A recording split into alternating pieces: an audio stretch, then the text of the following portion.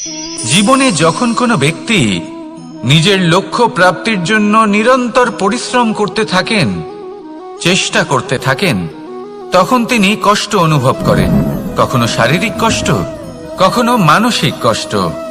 এবার উনি এটা ভাবতে থাকেন যে আমি কি উচিত করছি নাকি অনুচিত করছি। কারণ অন্যদিকে এমন একজন ব্যক্তিও আছেন যিনি একদমই পরিশ্রম চেষ্টা করছেন না। তিনি মদিরা পান করেন, বিলাসিতায় জীবন কাটান, অলস প্রকৃতির হয়ে ওঠেন, নিদ্রাতে বিলীন হয়ে থাকেন আর ভাবেন যে তিনি সুখ লাভ করছেন। কিন্তু এরকম কেন হয়? কারণ যখন আমরা সৎ পথে থাকি, উচিত পথে চলি, লক্ষ্য প্রাপ্ত করার জন্য চেষ্টা করতে থাকি, তখন আমাদের ভেতরে থাকা নেতিবাচক শক্তি এবং পাপ এই দেহকে ত্যাগ করে দেয়। আর এই অনুভূতিটাই আমাদের দুঃখের অনুভূতি দেয়, কষ্ট দেয়। এবার সেখানে যদি আমরা কুপথে চলি, অনুচিত পথে চলতে থাকি, তাহলে আমাদের ভেতরে থাকা পুণ্য এবং ধনাত্মক শক্তি আমাদের দেহ ত্যাগ করে দেয়। আর এই অনুভূতির কারণেই আমরা সুখ অনুভব করি। কিন্তু কখনো ভাববেন যে এই সুখ বেশি সময় পর্যন্ত থাকে না। সেই জন্য সবসময় মনে রাখবেন, যদি আপনি জানেন যে এটাই আপনার লক্ষ্য, এটাই উচিত পথ, শুভ পথ, তাতে নিরন্তরভাবে এগিয়ে যেতে চেষ্টা করতে থাকুন। এই কষ্ট আপনাকে সুখের পরাকাষ্ঠায় কখন পৌঁছে দেবে তা আপনি জানতেই পারবেন না। আসুন আমার সাথে ভালোবেসে বলুন, রাধা রাধা। ঈর্ষা আমাদেরই মনে বসবাস করা আরো একটা শত্রু। তবে এই শত্রু কখনো কখনো আমাদের জন্য লাভদায়কও হতে পারে। কিন্তু যদি আমরা সতর্ক না থাকি, তাহলে সেটা ততটাই ঘাতক হয়ে উঠতে পারে। যদি আপনার কোনো প্রতিদ্বন্দ্বী থেকে থাকে যে এগিয়ে চলেছে, তাকে দেখে আপনার মনে ঈর্ষা উৎপন্ন হয়, আর ঈর্ষাবশত আপনি নিরন্তর চেষ্টা করতে থাকেন, পরিশ্রম করতে থাকেন সামনে এগোনোর জন্য, তাহলে তার দ্বারা আপনার বিকাশই হবে। কিন্তু যদি আপনি নিজের বিরোধীকে শেষ করতে দেওয়ার জন্য অগ্রসর হন, তাকে বিনাশ করার জন্য অগ্রসর হন, তাহলে এই ঈর্ষা প্রথমে আপনার বিনাশ অবশ্যই করবে। একটা কথা আছে, এটা পশু প্রবৃত্তি, আপনি শুধুই নিজের বিকাশের কথা ভাববেন। তিনিই হলেন প্রকৃত মানুষ, যিনি অন্য মানুষের জন্য প্রাণও দিতে পারেন। এই ঈর্ষা যদি আপনাকে বিকাশের পথে নিয়ে যেতে পারে, তাহলে খুবই ভালো। যদি আপনাকে অন্য কাউকে বিনাশ করে দেওয়ার পথে অগ্রসর করে, তাহলে তার থেকে দূরে থাকাই ভালো। যেমন ধরুন, আপনার কাছে একটা সূচ আছে, যার দ্বারা আপনি ছেঁড়া কাপড়ও সেলাই করতে পারবেন বা অন্য কারোর পাত্রে ছিদ্রও করে দিতে পারবেন। আপনি কি চাইবেন, নিজের বিকাশ নাকি অন্য কারোর বিনাশ? সিদ্ধান্ত আপনারই। আসুন আর আমার সাথে ভালোবেসে বলুন, রাধা রাধা। বিষ এবং অমৃত, এর ভিত্তিতেই সংসার চক্র চলতে থাকে। যখন সমুদ্র মন্থন হয়েছিল, তখন এই দুই প্রাপ্ত হয়েছিল। প্রথমে বিষ পাওয়া গেল, তারপর অমৃত। জীবন মন্থন করলেও এগুলো লাভ করা যায়। এবার এই যে বিষ, তা হলো অমৃতের থেকে অনেক বেশি শক্তিশালী এবং সেই জন্যই অনেক বেশি ঘাতকও। এবার বোঝার চেষ্টা করি এই বিষ আসলে কি। যে কোনো বস্তু বা কোনো ভাব যদি মাত্রার থেকে বেশি পরিমাণে আপনার কাছে থাকে, প্রয়োজনের থেকে বেশি আপনার কাছে থাকে, তাহলে সেটা আপনার কাছে বিষ সমান হতে পারে। তা সে ধন হোক, শক্তি হোক, সম্মান হোক, ইত্যাদি ইত্যাদি। যদি আপনার কাছে এমন কিছু থেকে থাকে যা মাত্রার থেকে বেশি পরিমাণে আপনার কাছে আছে, তাহলে তাকে ভাগ করতে শিখুন। যদি আপনি ভাগ করতে শিখে যান, তাহলে এই বিষই আপনার জন্য অমৃতে পরিণত হবে, আর তাদের কাছেও অমৃত সমান হয়ে উঠবে যাদের এই সাহায্যের প্রয়োজন। তাহলে ভাগ করে নিতে শিখুন আর আমার সাথে ভালোবেসে বলুন, রাধা রাধা। কোনো বাড়িতে, কোনো পরিবারে যখন কারোর জন্ম হয়, তখন তা কত সুখের মুহূর্ত হয়। সেই ছোট্ট সন্তান যখন কিছুটা বড় হয়, সে হাঁটার চেষ্টা করে, আর সেই প্রক্রিয়াতেও খুব বড় একটা শিক্ষা লুকিয়ে রয়েছে। ঠেলে দেওয়া। যখন আপনি হাঁটতে চান, সামনে এগোতে চান, তখন আপনি কি করেন? নিজের পায়ের তলার যে মাটি তাকে আপনি পেছনে ঠেলে দেন। ব্যাস, এই একই জিনিস তো জীবনেও শিখতে হবে। এবার যদি আপনি জ্ঞানের পথে অগ্রসর হতে চান, তাহলে অজ্ঞানতাকে পেছনে সরিয়ে দিতে হবে। যদি আপনি প্রকাশের দিকে এগোতে চান, তাহলে অন্ধকারকে পেছনে সরিয়ে দিতে হবে। যদি আপনি ভবিষ্যতে সফল হতে চান, তাহলে অতীতের যে অসফলতাগুলিকে পেছনে সরিয়ে দিতে হবে। যে জল বইতে বইতে থেমে যায় তাকে আমরা নালা বলে থাকি, তার থেকে দুর্গন্ধ বের হয়। কিন্তু যে জল বইতেই থাকে তাকেই আমরা পবিত্র জল বলি। তাহলে আপনিও কর্ম করতে থাকুন, কখনো থামবেন না। আর আমার সাথে ভালোবেসে বলুন, রাধা রাধা। দেবে যে আপনি বড় বড় সমস্যার সমাধান করতে পারবেন। এবার যদি কথা বলি সব থেকে কঠিন সময়ের, তাহলে সেটা হলো বিচ্ছেদের। যা মা সীতাকে সহ্য করতে হয়েছে শ্রীরামের জন্য, রাধা কৃষ্ণকেও সহ্য করতে হয়েছে। যে ব্যক্তি বিচ্ছেদের সময় সঠিক পথে চলে এসেছে, সে জীবনে অনেক শ্রেষ্ঠ স্থানে অবশ্যই পৌঁছতে পারবে।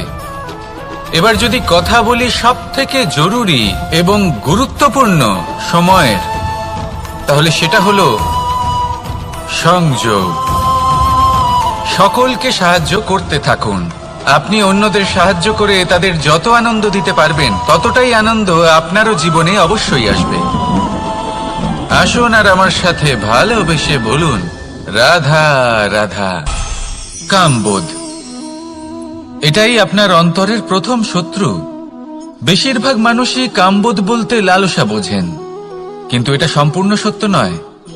কামের আসল অর্থ হল কামনা। এটা খুবই সহজ ব্যাপার। মনুষ্য শরীর থাকলে, মানুষের মন থাকলে এই কামনা অবশ্যই থাকবে। এবার এটাই দেখতে হবে যে এই কামনা নেতিবাচক কামনা নাকি ইতিবাচক কামনা। অন্য কারোর জিনিসে নজর দেওয়া, অন্য কোনো মানুষের উপর নজর দেওয়া, কোনো অনুচিত বস্তুর দিকে নজর দেওয়া, এই নেতিবাচক কামনা। আর এই দুষ্কামনা মানুষকে দিয়ে অপকর্ম করাবেই করাবে।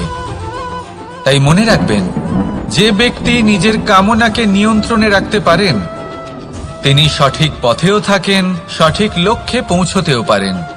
যিনি কামনা নিয়ন্ত্রণে রাখতে পারেন না, তিনি তার পথও হারিয়ে ফেলেন এবং লক্ষ্যচ্যুতও হন। তাই মনে রাখবেন, নিজের কামনাগুলিকে নিয়ন্ত্রণে রাখুন। কাম নামক এই শত্রুর ওপর বিজয় লাভ করুন। আর আমার সাথে ভালোবেসে বলুন, রাধা রাধা। ক্রোধ, আপনার অন্তরের আরো একটা শত্রু। এই ক্রোধ আসলে কি? আপনার মনের এক ভাবনা, যা আপনার মনেই উৎপন্ন হয়। এই মন আত্মার সাথে যুক্ত থাকে। এখন একটা ভাবনা যা আত্মার সাথে যুক্ত থাকে, তাকে অনুচিত কেন বলা হয় সেটা বোঝার চেষ্টা করুন। ক্রোধ কখনো কখনো জরুরি হয়, বিশেষ রূপে তখন যখন আপনি সঠিক পক্ষে দাঁড়িয়ে রয়েছেন এবং সামনের ব্যক্তি অধর্মের পক্ষে রয়েছেন আর বিনম্রভাবে মানছেন না। যেমন শ্রীরাম ক্রুদ্ধ হয়েছিলেন সাগরের ওপর। ওটা উচিত ছিল, আর তা ততক্ষণই উচিত যতক্ষণ আপনি ক্রোধকে নিয়ন্ত্রণ করছেন। যদি ক্রোধ আপনাকে নিয়ন্ত্রণ করতে শুরু করে, তাহলে পরিস্থিতি এমনও হতে পারে, ধরুন একজন ব্যক্তির প্রতি ক্রোধের কারণে আপনি তার ক্ষতি করতে চান। আপনি একটা কয়লা হাতে নিলেন, আর সেই কয়লা সামনের ব্যক্তির ক্ষতি করার পূর্বে আপনার হাত জ্বালিয়ে দেবে। ব্যাস, ক্রোধ এটাই করে। সর্বপ্রথম আপনার ক্ষতি করে, আপনার বিবেক হরণ করে নেয়। আপনি আপনার নিয়ন্ত্রণ হারিয়ে ফেলেন আর সবকিছু নষ্ট হয়ে যায়। বেশিরভাগ মানুষ ক্রোধে এমন সিদ্ধান্ত নেন যে সেটা তাদেরই বিনাশের কারণ হয়ে দাঁড়ায়। আর কিছু মানুষ বলেন যে আমাদের জীবনে এত যন্ত্রণা আছে, এত সংকট আছে, যে ক্রোধ উৎপন্ন হবেই। আর এরকম সময় এটাই উচিত হবে যে আপনি নিজেকে ক্রোধের থেকে দূরে রাখুন আর তারপর সমস্যার নিবারণ করুন। আর এই নিবারণই আপনার জীবনকে একটা শ্রেষ্ঠ স্তরে পৌঁছে দেবে। তাহলে ক্রোধ থেকে দূরে থাকুন, সুপ্রসন্ন থাকুন, আর আমার সাথে ভালোবেসে বলুন, রাধা রাধা। লোভ আপনার অন্তরের আরো একটা শত্রু। দেখতে গেলে এটা একটা শব্দ, একটা সংস্কৃত শব্দ, লব ধাতু থেকে উৎপন্ন হয়েছে। এর অর্থ কিছু লাভ করা। কিছু লাভ করা অনুচিত নয়, আরো কিছু লাভ করাও অনুচিত নয়, কিন্তু সব থেকে বেশি আমি লাভ করব, আমি আরো চাই, আরো বেশি চাই, আরো বেশি পেতে চাই, এটাই হলো লোভ। আর এই লোভ যখন গ্রাস করে তখন আপনি যা পেতে চান, সে ধনই হোক বা মানই হোক, তা অর্জন করার জন্য মানুষ যে কোনো স্তরে পৌঁছে যেতে পারে। যদি মানুষ ধন অর্জন করতে চান তাহলে তার জন্য তারা অধর্মের পথেও চলতে পারেন। যদি সম্মান অর্জন করতে চান তাহলে অন্য মানুষকে ছোটও করতে পারেন। শেষ পর্যন্ত আপনার এটা মনে হতে পারে যে যদি একটু অল্পই প্রাপ্ত করতাম কিন্তু ভালোবেসে প্রাপ্ত করতাম, এই জীবন আরো অনেক বেশি সুখী হতো। লোভ আপনার জীবনে, আপনার মনে কখন যে প্রবেশ করবে সেটা আপনি জানতেও পারবেন না। তাই এটা চিনতে শিখুন আর তৎক্ষণাৎ জীবন থেকে বাইরে ফেলে দিন। যা কিছু লাভ করতে চান তা ভালোবেসে লাভ করুন, আর সেই ভালোবাসার সাথেই বলুন রাধা রাধা। মোহ আপনার অন্তরের আরো একটা শত্রু। এবার মানুষ প্রেম আর মোহের মধ্যে পার্থক্য বুঝতে পারে না। কিছু মানুষ ভাবে যে মোহর মধ্যে খারাপ কি আছে। যদি কোনো মানুষের তার বাবা মার প্রতি, তার সন্তানের প্রতি মোহ থাকে, তবে খারাপ কি আছে? খারাপ আছে, আর সেটা তাদের জন্য খারাপ হতে পারে যাদের প্রতি আপনার এই মোহ আছে। এবার মোহ, এই দুই পরিস্থিতিতেই আপনার হাত প্রসারিত থাকে। মোহের ক্ষেত্রে কোনো বস্তু বা কোনো ব্যক্তিকে লাভ করার জন্য, আর প্রেমে শুধুই প্রদান করার জন্য। মোহর বশে আপনার পায়ে বাঁধন পড়ে যেতে পারে। যদি মাতা পিতার তার সন্তানের প্রতি মোহ থাকে তাহলে তারা তাদের সন্তানকে কখনো দুঃখে, চিন্তায়, যন্ত্রণায় দেখতেই পারবে না। সেই জন্য তারা সন্তানকে বেঁধে রাখতে চান একটা সুরক্ষিত ক্ষেত্রে, যেখান থেকে না তারা সংসারকে দেখতে পায়, না পরখ করতে পারে, না কিছু শিখতে পারে, না বিকট পরিস্থিতির সম্মুখীন হতে পারে। ঠিক যে কারণে তারা দুর্বল হয়ে পড়ে, অজ্ঞানী হয়ে ওঠে। তাদের বিকাশ সেখানেই স্তব্ধ হয়ে যায়, আর সেখানে প্রেম শুধুমাত্র বিকাশের পথে নিয়ে যায়। মা বাবা যদি সন্তানকে ভালোবাসেন তাহলে তাকে ছেড়ে দেন, যে যাও সংসারকে দেখো, পরখ করো আর শেখো। কিভাবে এর সাথে লড়াই করতে হবে সেটা নিজে শেখো। নিজের শক্তি নিজেই বাড়িয়ে তোলো, নিজের পথ চয়ন করো। সেই জন্য এই মোহর শিকল ভেঙে ফেলুন আর প্রেমকে আপন করে নিন। আর এই প্রেম দ্বারাই বলুন রাধা রাধা। এই সংসারে এমন অনেক ব্যক্তি আছেন যারা নিজেদের প্রসন্নতার জন্য স্বার্থপরতার সীমা পার করে যেতে পারেন। নিজেকে প্রসন্ন রাখা। কিন্তু যদি আপনি এটা শিখে যান তাহলে এই নীরবতাই আপনাকে জীবনে অনেক বড় বড় সমস্যার হাত থেকে বাঁচাবে। এই প্রসন্নতা আপনাকে বিকটতর পরিস্থিতি থেকে বেরিয়ে আসতে শক্তি যোগাবে। তাই এই গুণ আত্মসাৎ করুন আর আমার সাথে ভালোবেসে বলুন রাধা রাধা। আমরা সবাই জীবনে কামনা করি। কেউ ধন সম্পত্তির কামনা করি, কেউ ভালোবাসার, কেউ বন্ধুদের, কেউ নাম, খ্যাতি আদি ইত্যাদি। এগুলো লাভ করার জন্য আমরা চেষ্টা করতে থাকি, পরিশ্রম করতে থাকি। কিছু সময় পরে অর্জনও করে ফেলি, কিন্তু সবকিছু অর্জন করার কিছু সময় পরে এরা রুষ্ট হয়ে যান, আমাদের থেকে দূরে চলে যান বা আমাদের থেকে কেড়ে নেওয়া হয়। এমনটা কেন হয়? এমনটা এই কারণে হয় কারণ মানুষের একটা দুর্বলতা আছে। কোনো কিছুই অর্জন করার পরে আস্তে আস্তে সে তার মূল্য, তার গুরুত্ব ভুলে যায়, তার জন্য চেষ্টা করা ছেড়ে দেয়। আর এটাই হলো সব থেকে বড় সমস্যা। ঠিক যেমন কোনো ব্যক্তি যিনি ধন অর্জন করতে চান তার জন্য কঠিন পরিশ্রম করেন, হয়তো ধন অর্জন করেও ফেলেন, তারপর আস্তে আস্তে ওই ধনের মূল্য ভুলে যান, উচিতভাবে তা প্রয়োগ করেন না, আস্তে আস্তে তার ধন, তার সঙ্গ ত্যাগ করে দেয়, সমস্ত পরিশ্রম ব্যর্থ হয়ে যায়। সেই জন্য মনে রাখবেন, এই সংসারে কিছু অর্জন করা অত্যন্ত কঠিন ব্যাপার, কিন্তু তার থেকেও বেশি কঠিন হলো সেটা নিজের সাথে ধরে রাখা।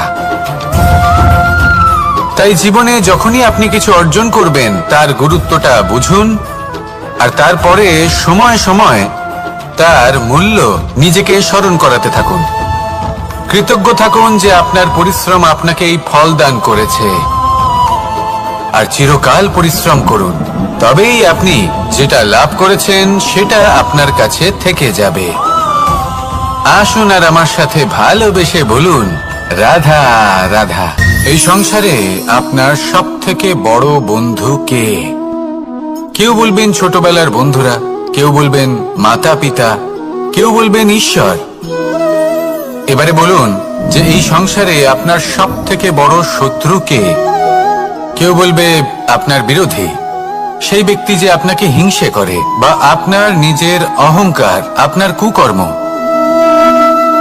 আমি বলবো যে এই সংসারে আপনার সব থেকে বড় বন্ধু হলো আপনার নিজের মন।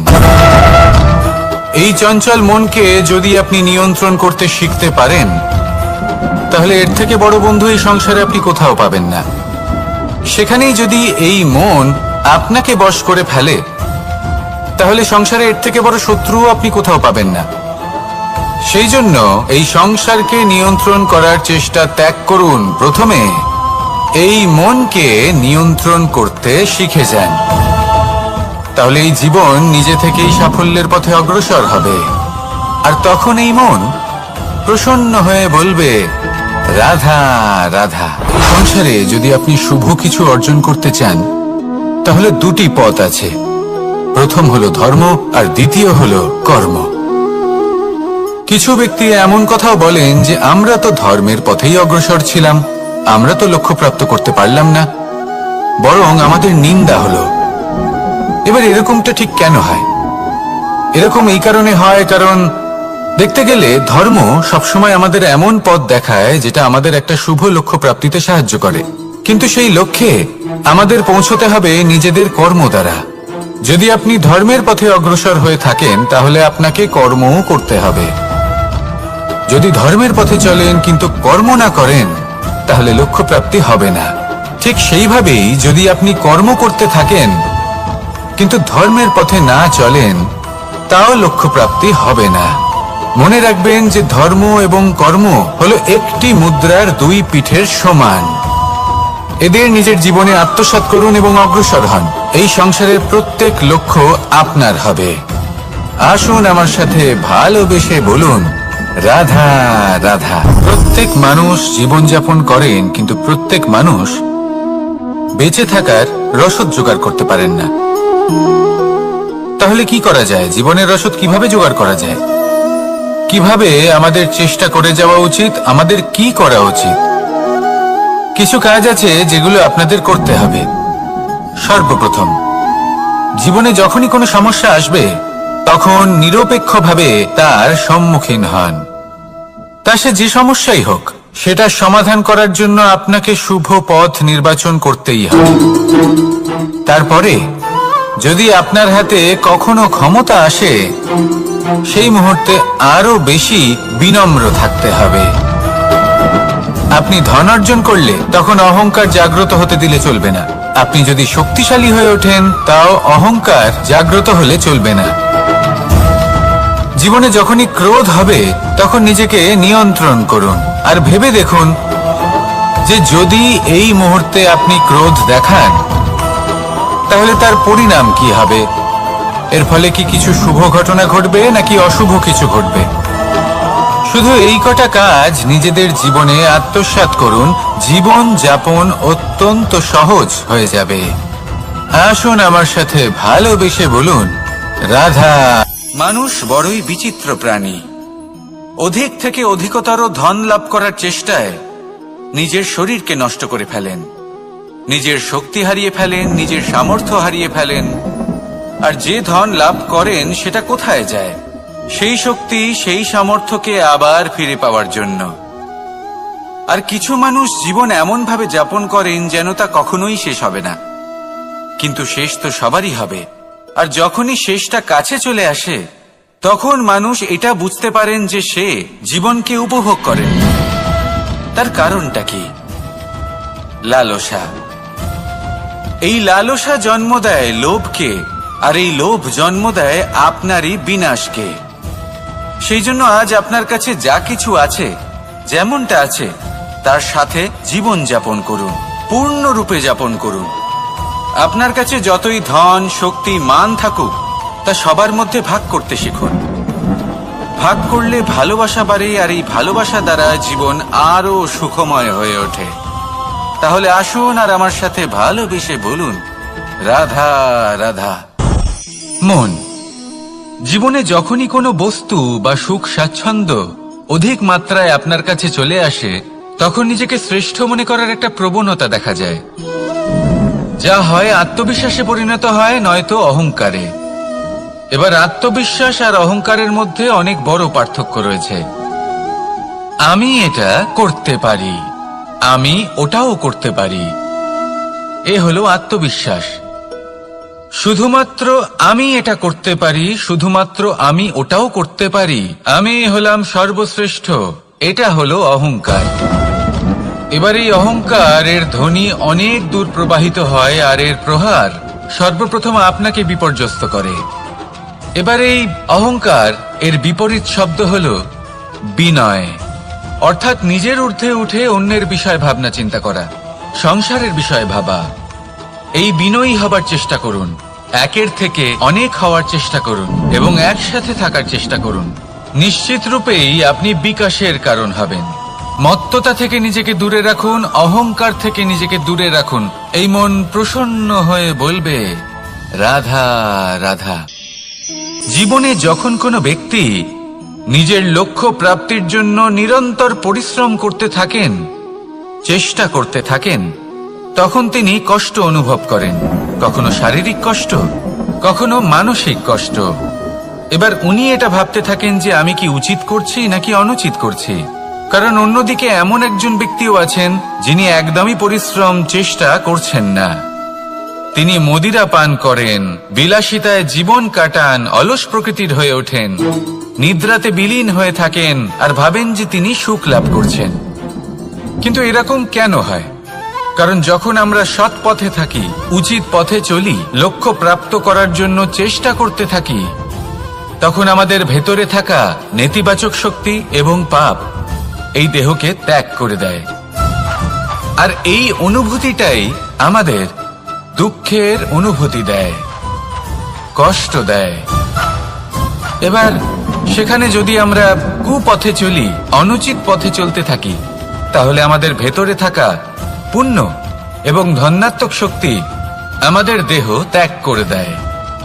আর এই অনুভূতির কারণেই আমরা সুখ অনুভব করি। কিন্তু কখনো ভাববেন যে এই সুখ বেশি সময় পর্যন্ত থাকে না। সেই জন্য সবসময় মনে রাখবেন, যদি আপনি জানেন যে এটাই আপনার লক্ষ্য, এটাই উচিত পথ, শুভ পথ, তাতে নিরন্তরভাবে এগিয়ে যেতে চেষ্টা করতে থাকুন। এই কষ্ট আপনাকে সুখের পরাকাষ্ঠায় কখন পৌঁছে দেবে তা আপনি জানতেই পারবেন না। আসুন আমার সাথে ভালোবেসে বলুন, রাধা রাধা। ঈর্ষা আমাদেরই মনে বসবাস করা আরো একটা শত্রু। তবে এই শত্রু কখনো কখনো আমাদের জন্য লাভদায়কও হতে পারে, কিন্তু যদি আমরা সতর্ক না থাকি তাহলে সেটা ততটাই ঘাতক হয়ে উঠতে পারে। যদি আপনার কোনো প্রতিদ্বন্দ্বী থেকে থাকে যে এগিয়ে চলেছে, তাকে দেখে আপনার মনে ঈর্ষা উৎপন্ন হয়, আর ঈর্ষাবশত আপনি নিরন্তর চেষ্টা করতে থাকেন, পরিশ্রম করতে থাকেন সামনে এগোনোর জন্য, তাহলে তার দ্বারা আপনার বিকাশই হবে। কিন্তু যদি আপনি নিজের বিরোধীকে শেষ করতে দেওয়ার জন্য অগ্রসর হন, তাকে বিনাশ করার জন্য অগ্রসর হন, তাহলে এই ঈর্ষা প্রথমে আপনার বিনাশ অবশ্যই করবে। একটা কথা আছে, এটা পশু প্রবৃত্তি, আপনি শুধুই নিজের বিকাশের কথা ভাববেন। তিনিই হলেন প্রকৃত মানুষ, যিনি অন্য মানুষের জন্য প্রাণও দিতে পারেন। এই ঈর্ষা যদি আপনাকে বিকাশের পথে নিয়ে যেতে পারে তাহলে খুবই ভালো। যদি আপনাকে অন্য কাউকে বিনাশ করে দেওয়ার পথে অগ্রসর করে, তাহলে তার থেকে দূরে থাকাই ভালো। যেমন ধরুন, আপনার কাছে একটা সুচ আছে, যার দ্বারা আপনি ছেঁড়া কাপড়ও সেলাই করতে পারবেন বা অন্য কারোর পাত্রে ছিদ্রও করে দিতে পারবেন। আপনি কি চাইবেন, নিজের বিকাশ নাকি অন্য কারোর বিনাশ? সিদ্ধান্ত আপনারই। আসুন আর আমার সাথে ভালোবেসে বলুন, রাধা রাধা। বিষ এবং অমৃত, এর ভিত্তিতেই সংসার চক্র চলতে থাকে। যখন সমুদ্র মন্থন হয়েছিল তখন এই দুই প্রাপ্ত হয়েছিল। প্রথমে বিষ পাওয়া গেল, তারপর অমৃত। জীবন মন্থন করলেও এগুলো লাভ করা যায়। এবার এই যে বিষ, তা হলো অমৃতের থেকে অনেক বেশি শক্তিশালী এবং সেই জন্যই অনেক বেশি ঘাতকও। এবার বোঝার চেষ্টা করি এই বিষ আসলে কি। যে কোনো বস্তু বা কোনো ভাব যদি মাত্রার থেকে বেশি পরিমাণে আপনার কাছে থাকে, প্রয়োজনের থেকে বেশি আপনার কাছে থাকে, তাহলে সেটা আপনার কাছে বিষ সমান হতে পারে। তা সে ধন হোক, শক্তি হোক, সম্মান হোক, ইত্যাদি ইত্যাদি। যদি আপনার কাছে এমন কিছু থেকে থাকে যা মাত্রার থেকে বেশি পরিমাণে আপনার কাছে আছে, তাহলে তাকে ভাগ করতে শিখুন। যদি আপনি ভাগ করতে শিখে যান, তাহলে এই বিষই আপনার জন্য অমৃতে পরিণত হবে, আর তাদের কাছেও অমৃত সমান হয়ে উঠবে যাদের এই সাহায্যের প্রয়োজন। তাহলে ভাগ করে নিতে শিখুন আর আমার সাথে ভালোবেসে বলুন, রাধা রাধা। কোনো বাড়িতে, কোনো পরিবারে যখন কারোর জন্ম হয়, তখন তা কত সুখের মুহূর্ত হয়। সেই ছোট্ট সন্তান যখন কিছুটা বড় হয়, সে হাঁটার চেষ্টা করে, আর সেই প্রক্রিয়াতেও খুব বড় একটা শিক্ষা লুকিয়ে রয়েছে, ঠেলে দেওয়া। যখন আপনি হাঁটতে চান, সামনে এগোতে চান, তখন আপনি কি করেন? নিজের পায়ের তলার যে মাটি, তাকে আপনি পেছনে ঠেলে দেন। ব্যাস, এই একই জিনিস তো জীবনেও শিখতে হবে। এবার যদি আপনি জ্ঞানের পথে অগ্রসর হতে চান, তাহলে অজ্ঞানতাকে পেছনে সরিয়ে দিতে হবে। যদি আপনি প্রকাশের দিকে এগোতে চান, তাহলে অন্ধকারকে পেছনে সরিয়ে দিতে হবে। যদি আপনি ভবিষ্যতে সফল হতে চান, তাহলে অতীতের যে অসফলতাগুলিকে পেছনে সরিয়ে দিতে হবে। যে জল বইতে বইতে থেমে যায়, তাকে আমরা নালা বলে থাকি। তার থেকে দুর্গন্ধ বের হয়। কিন্তু যে জল বইতেই থাকে, তাকেই আমরা পবিত্র জল বলি। তাহলে আপনিও কর্ম করতে থাকুন, কখনো থামবেন না। আর আমার সাথে ভালোবেসে বলুন, রাধা রাধা। যোগাসন। যোগাসনে আসন অত্যন্ত থাকলে, মানুষের মন থাকলে, এই কামনা অবশ্যই থাকবে। এবার এটাই দেখতে হবে যে এই কামনা নেতিবাচক কামনা নাকি ইতিবাচক কামনা। অন্য কারোর জিনিসে নজর দেওয়া, অন্য কোনো মানুষের উপর নজর দেওয়া, কোনো অনুচিত বস্তুর দিকে নজর দেওয়া, এই নেতিবাচক কামনা। আর এই দুষ্কামনা মানুষকে দিয়ে অপকর্ম করাবেই করাবে। তাই মনে রাখবেন, যে ব্যক্তি নিজের কামনাকে নিয়ন্ত্রণে রাখতে পারেন, তিনি সঠিক পথেও থাকেন, সঠিক লক্ষ্যে পৌঁছতেও পারেন। যিনি কামনা নিয়ন্ত্রণে রাখতে পারেন না, তিনি তার পথও হারিয়ে ফেলেন এবং লক্ষ্যচ্যুতও হন। তাই মনে রাখবেন, নিজের কামনাগুলিকে নিয়ন্ত্রণে রাখুন। কাম নামক এই শত্রুর ওপর বিজয় লাভ করুন। আর আমার সাথে ভালোবেসে বলুন, রাধা রাধা। ক্রোধ আপনার অন্তরের আরো একটা শত্রু। এই ক্রোধ আসলে কি? আপনার মনের এক ভাবনা, যা আপনার মনেই উৎপন্ন হয়। এই মন আত্মার সাথে যুক্ত থাকে। এখন একটা ভাবনা যা আত্মার সাথে যুক্ত থাকে, তাকে অনুচিত কেন বলা হয়, সেটা বোঝার চেষ্টা করুন। ক্রোধ কখনো কখনো জরুরি হয়, বিশেষ রূপে তখন যখন আপনি সঠিক পক্ষে দাঁড়িয়ে রয়েছেন এবং সামনের ব্যক্তি অধর্মের পক্ষে রয়েছেন আর বিনম্রভাবে মানছেন না। যেমন শ্রীরাম ক্রুদ্ধ হয়েছিলেন সাগরের ওপর। ওটা উচিত ছিল, আর তা ততক্ষণই উচিত যতক্ষণ আপনি ক্রোধকে নিয়ন্ত্রণ করছেন। যদি ক্রোধ আপনাকে নিয়ন্ত্রণ করতে শুরু করে, তাহলে পরিস্থিতি এমনও হতে পারে, ধরুন একজন ব্যক্তির প্রতি ক্রোধের কারণে আপনি তার ক্ষতি করতে চান।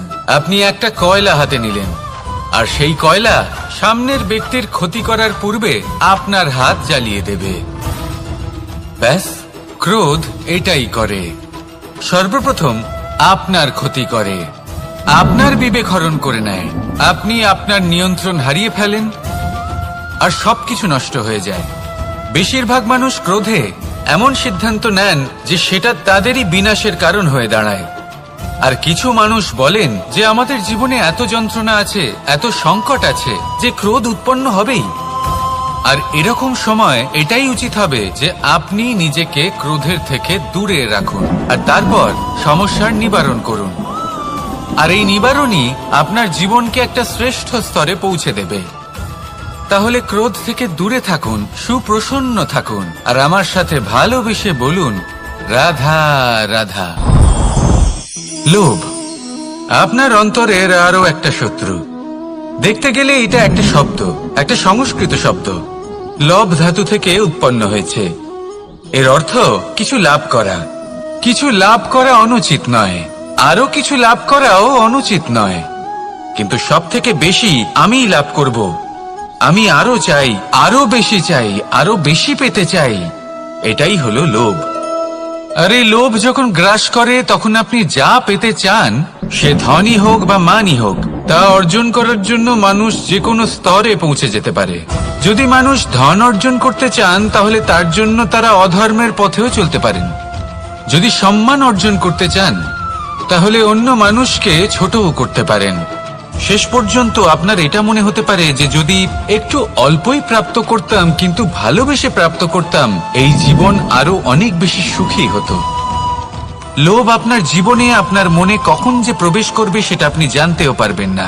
তাই এটা চিনতে শিখুন আর তৎক্ষণাৎ জীবন থেকে বাইরে ফেলে দিন। যা কিছু লাভ করতে চান তা ভালোবেসে লাভ করুন আর সেই ভালোবাসার সাথেই বলুন, রাধা রাধা।